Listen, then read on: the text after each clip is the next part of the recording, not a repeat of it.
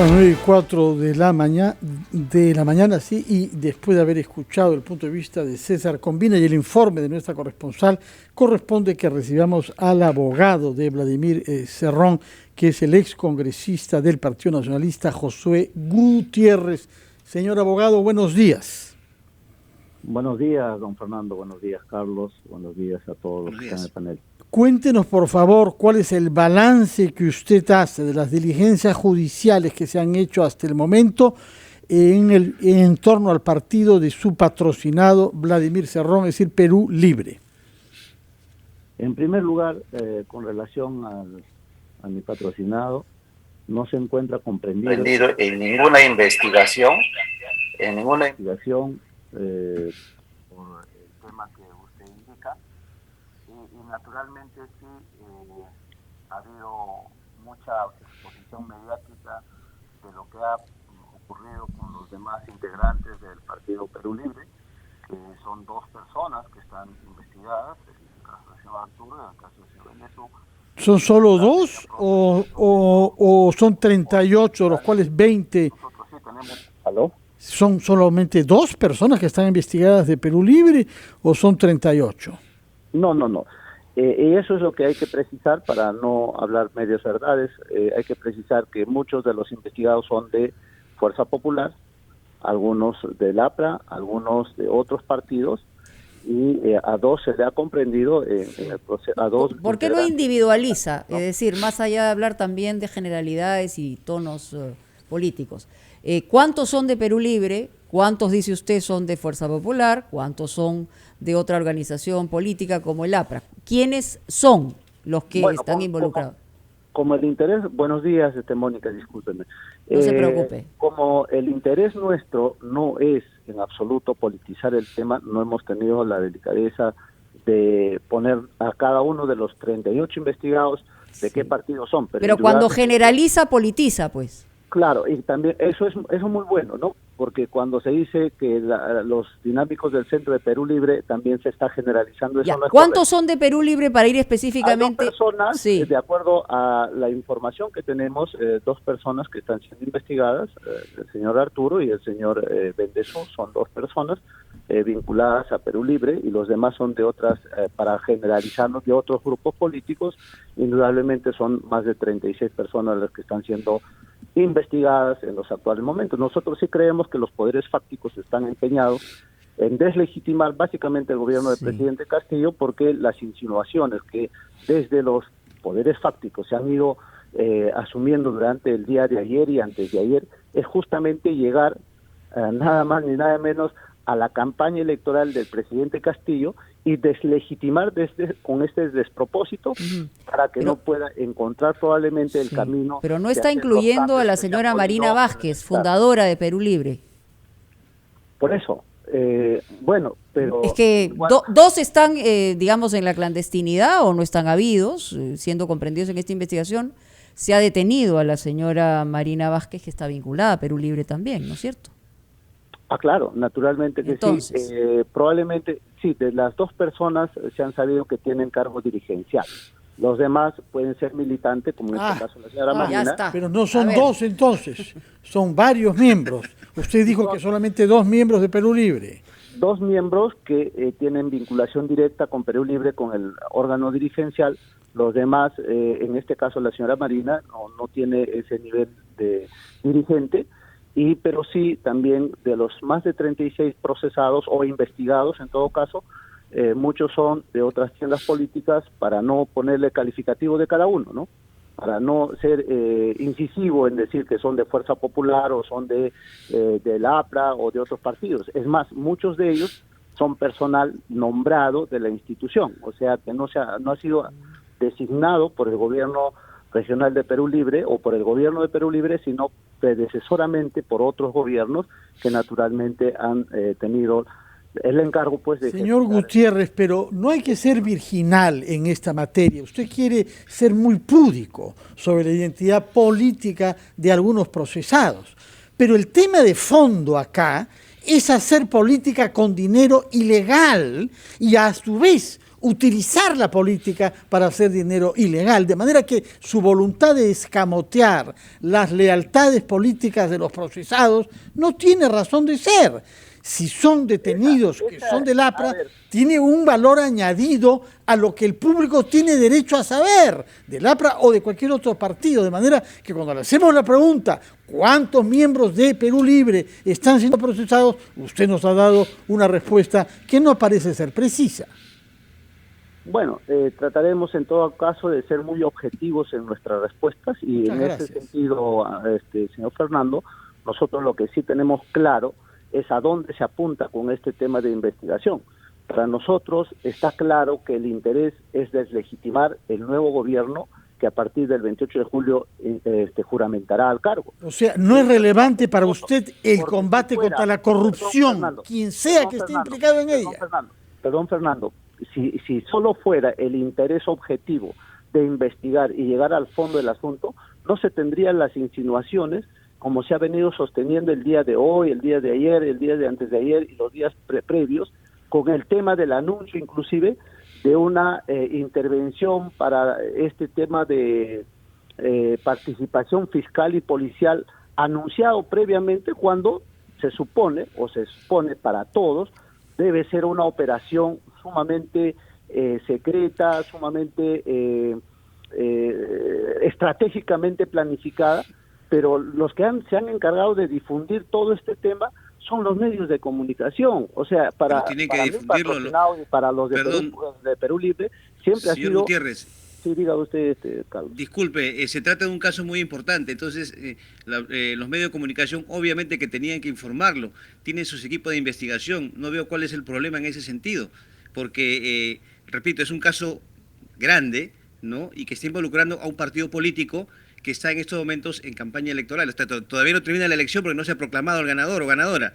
Entonces, es lógico que los medios de comunicación, obviamente, hagan sus investigaciones y eso es absolutamente válido.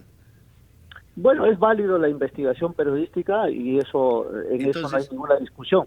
Lo que de por medio está que antes que se operativice una acción policial o una acción fiscal, los medios de comunicación ya lo habían adelantado, de tal manera que quienes tienen... Los medios de comunicación, periodistas, tenemos nuestras fuentes a nivel judicial o en cualquier otro ámbito. Entonces, pero eso es válido. Público, no, eso es válido, pero se hace público a través de ustedes. O sea, eso es lo que estoy diciendo, no estoy cuestionando. Bueno, señor Gutiérrez, creo que usted sabe mejor que yo que una persona vinculada a Perú Libre envió un WhatsApp informando que habría un allanamiento judicial y cuando fue detenido echó ese teléfono celular a un excusado. Esos son hechos graves que muestran una forma de coordinación criminal en relación a la política.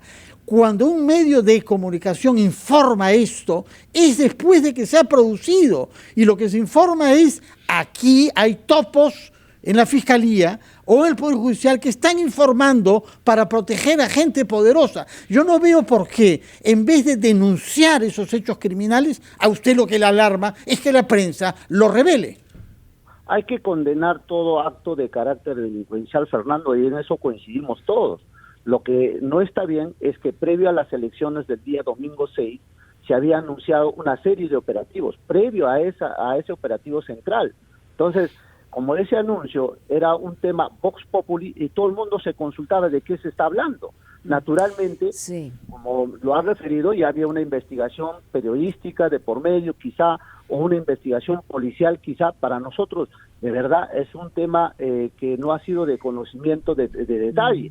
Ahora, más allá de eso, indudablemente, si se está centrando todo el direccionamiento con un procurador, con fiscales especiales, con policías especializados de la DIVIAC, con un mega operativo tan grande, entonces naturalmente no es un tema también ya secreto, no es un tema escondido o de sorpresa, ¿no? De tal manera que todo el mundo se consultará cuándo es el operativo y para qué es el operativo o de qué es el operativo, por lo menos, ¿no?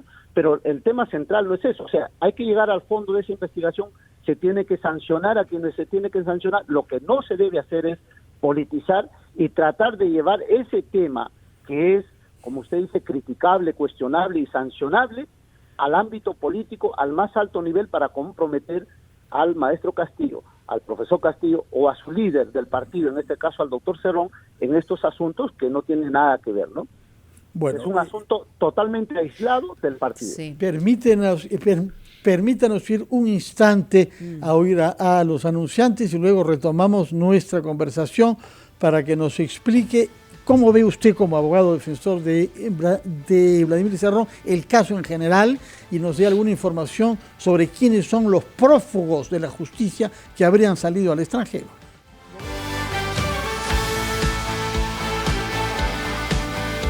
Son las 9:18, estamos conversando con el ex congresista Josué Gutiérrez, que es abogado de Vladimir Cerrón, secretario general y fundador del Partido Perú Libre. Señor Gutiérrez, explíquenos por favor quiénes son las personas no habidas por la justicia y qué relación tienen con Perú Libre. Bueno, como le repito, solamente la información periodística que tenemos es que el señor Bendezú y el señor Arturo son dos personas que no se encuentran en estos momentos comprendidos en la calidad de detención, ¿no? No han podido ser detenidos, pero la justicia los está buscando. Probablemente porque... ¿Cómo probablemente? O sea, en realidad me imagino que usted como abogado defensor tiene que estar empapado de la investigación. Sí, pero como le repito, yo no soy abogado defensor de los señores que estamos mencionando, que se encuentran en la calidad de no habidos o prófugos. Sí. Yo soy abogado del señor Cerrón. El doctor no se encuentra comprendido en ninguna investigación y eso que quede claro. Y entonces, sigamos entonces, ¿cuál sería la función de su defensa si no está comprendido? El problema está en que podría estar comprendido a la hora de vincular una presunta organización que estaba ejerciendo un tráfico de brevetes y posteriormente manejo de dinero hacia una campaña política o hacia el pago de su reparación civil. Claro, ese es el detalle. O sea, cuando un hecho que tiene características propias a corrupción de funcionarios, a tráfico de influencias o asuntos que tienen que ver con licencias de conducir, se traslada ya al ámbito estrictamente político y se trata de comprometer al partido que hoy día representa prácticamente al 50% más 44,000 votos, ¿ok? A ese porcentaje, al partido se le empieza a comprender o tratar de comprender en todo este tema mediático. También así, ya las insinuaciones que podría llegar al financiamiento de la campaña del maestro Castillo. Entonces, bajo ese escenario... Bueno, el señor Pedro Castillo ha dicho dos cositas. De la población, todo un concepto de incriminar al partido, politizar un asunto que tiene que ver estrictamente con temas de tráfico. Pero a ver, con calma, señor abogado. El propio Pedro Castillo ha dicho que se investigue lo que se tengan que investigar.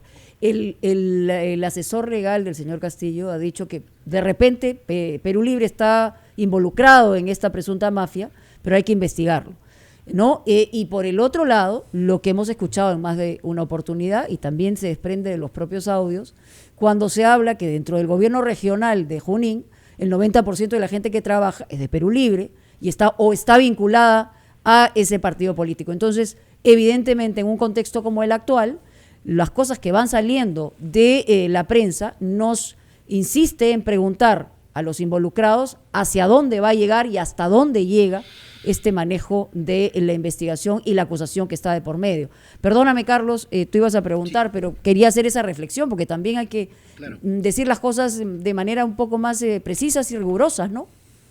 Muy bien, Mónica, claro, y además me ha exhortado a no generalizar, y yo le entendí, y en efecto no hay que generalizar, y no es verdad que el 90% de trabajadores del gobierno regional... No lo he dicho yo, lo hemos escuchado y se desprende de unos audios. Por eso, no es el 90% y estoy seguro que no lo es, y yo a las pruebas me puedo remitir porque es una apreciación bastante subjetiva y así como usted me ha corregido, me permito decirle que por favor esa información tiene que ser mucho más objetiva. Discúlpeme usted por querer... poner la precisión del caso. Totalmente abierta a cualquier precisión. Lo que digo es que estoy invocando una información que ha salido de adentro más allá de la corroboración, va a estar en manos de la Fiscalía, o sea, no mías. Nosotros simplemente Por ejemplo, trasladamos preguntas. Por señalar a uno de los investigados centrales, nomás para hablar con precisión, del señor Munguía, funcionario. Él es nombrado, no es de Perú Libre, y sobre el cual se estaría desarrollando todo el centro de la investigación.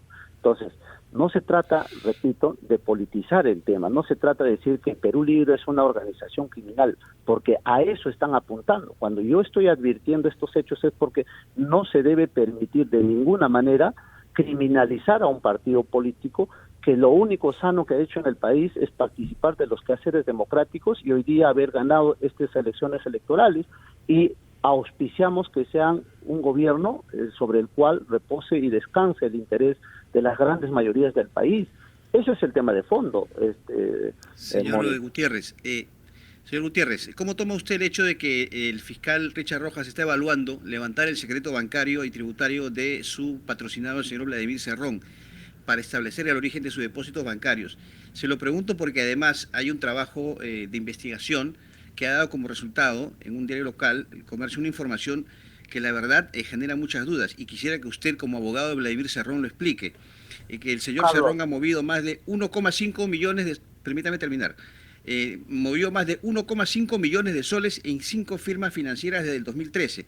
Y le hablo aquí de cifras. Los fondos no han sido específicamente detallados en cuanto a su origen. 20.000 soles en el 2013, hasta 546.000 soles aproximadamente en el 2016, hasta 602.800 soles en el 2017, etcétera, etcétera. ¿Podría usted explicarnos cuál es el origen de estos fondos? Usted, me imagino, como abogado de Cerrón, debe haber ya tomado información de ello, porque justamente en eso se estaría basando el fiscal Rojas para plantear, solicitar o evaluar el levantamiento del secreto bancario de su patrocinado. Muchas gracias, Carlos, por la pregunta y que me permite a mí rápidamente poder contestarlo. Una persona que ganaba 14.000, más casi cerca de 15.000 soles mensuales, y tener un manejo de depósito de 20.000 soles, creo que no tiene mayor análisis a la lógica, que es lo más natural que puede existir. Y ese depósito, además, el primigenio que se señala es del año 2013, donde prácticamente se inicia todo este tema de reporte de la institución bancaria, ¿no es cierto? Entiendo que es del BCP, según lo que dice el diario El Comercio, ¿no? Entonces, sobre esa base se inicia toda una investigación. Repito, el doctor Cerrón ha sido investigado por lavado de activos, y esta se cerró y se archivó oportunamente. Y si quieren volverlo a hacerlo por el solo hecho de tener la Secretaría General del partido, o por el solo hecho de haber servido a su departamento, a su región como gobernador regional, no hay ningún problema. Eso es potestad del titular de la acción penal, es potestad del Ministerio Público. Pero no se Público. quede solamente, en el depósito de 20.000. Por ejemplo, el de 546.000 aproximadamente, el de 602.800 aproximadamente. Si usted revisa el orden cronológico, va a encontrar, por ejemplo, amigo Carlos, que cuando se tiene un movimiento, siempre hay un destinatario y uno que deposita el dinero, ¿ya? Y sobre todo, hay uno que entrega una remuneración, que en este caso es el gobierno regional, que se incrementa en tus ahorros, y esas tú las puedes trasladar a cualquier otro banco. Mientras se encuentre bancarizado, hay una justificación y una sustentación como tal. ¿Cuál es el origen de esos fondos? Entiendo que son fondos generados por su trabajo profesional. No olvidar que el doctor es un médico cirujano de las más altas calificaciones. Disculpe usted, sancionado por ausencia en salud, y prohibido de trabajar. Ojo, y de la universidad también expulsado. Por la ausencia obligada, Fernando, hay que precisar, por la ausencia obligada. No lo presente como un médico que ganó mucho dinero en ese sector, no, más ahí, más bien fue sancionado. Bueno. A ver, Fernando, por eso, ausencia no voluntaria, ausencia obligada por estar sujeto justamente a una detención arbitraria, y que ahora ya no se discute el tema del habeas corpus, por ejemplo, que la última vez que ustedes tuvieron a bien invitarme, participamos y conversamos sobre ese tema.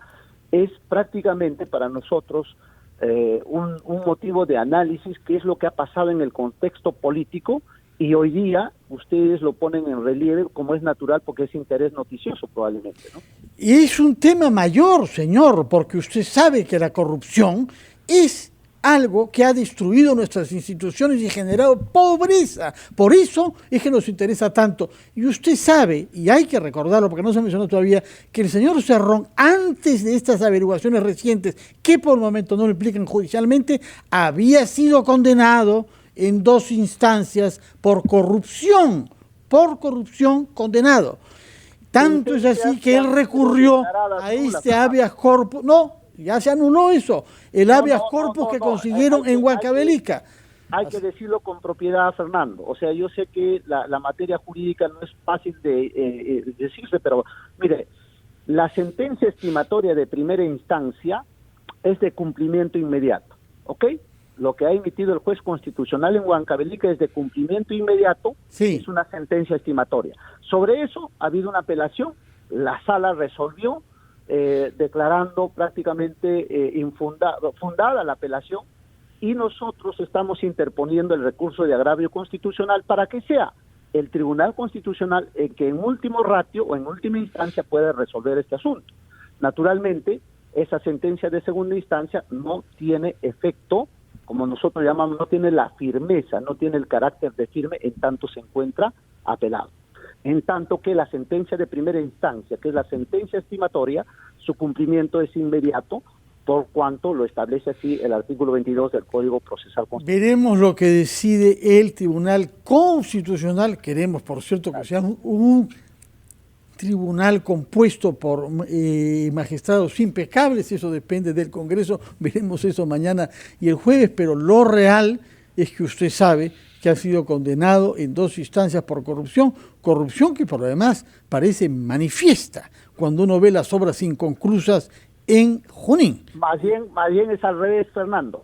No ha sido para una obra inconclusa, sino más bien para concluir una obra que un gobierno anterior había generado. O sea, bueno, es más bien todo lo contrario. Señor abogado. El cumplimiento de hacer es lo que se confunde. Bueno. Ahora, para precisar nomás sobre ese extremo, hay que ser muy claros con la ciudadanía, con la opinión pública, porque para nosotros está clarísimo que la sentencia emitida en segunda instancia, esa sentencia condenatoria, que además el juez ponente, el juez superior ponente, lo absolvió, Fernando, lo absolvió. Sería bueno que se lea la sentencia de los 2 votos que condenan y del voto que no condena, porque dice no existe carga de prueba motivada para sentenciar. Porque una carta de cumplimiento, es decir, si hay un juez, un árbitro, que ordena que se cumpla determinada cosa, el funcionario, por más presidente regional, alcalde o ministro o presidente de la República, no puede dejar de cumplirla. Sí, solamente una cuestión de precisión que le gusta al doctor Gutiérrez hacer las precisiones. Una clarísima en relación a la pregunta que le hizo Carlos y el tema de los ahorros del señor Cerrón. Él mismo, en el portal de Contraloría, declaró no haber ganado nada, 0 soles, entre el 2011 y 2014 como médico. Solamente una aclaración de rigor para que estemos todos en la misma página de la información. Muchas gracias, Fernando. Muchas gracias al abogado de Vladimir Cerrón por habernos mostrado un poco Fernando, los argumentos que va a desplegar ante las instancias que son las que decidirán. Muchas gracias por su presencia y muy buenos días, señor Josué Gutiérrez, abogado, defensor de Vladimir Cerrón. Escuchamos los titulares de la media hora y retomamos ampliación de noticias.